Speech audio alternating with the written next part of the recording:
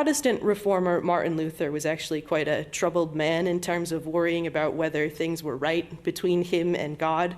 When he was a Catholic priest, he wore out all of his confessors by constantly being in confession and always being concerned that he'd missed something, or that the dark anxieties that came to him in the middle of the night were the devil gaining new ground on his soul. And his superiors actually tried to solve this issue by giving Luther a parish. And the hope was that Luther would just be so busy dealing with all of his parishioners' problems, he wouldn't have time to agonize about the fate of his own soul. And that didn't work. And Luther unintentionally kicks off the Protestant Reformation. But what Luther eventually discovered brought him peace was shouting out into the darkness in the middle of the night, "I have been baptized."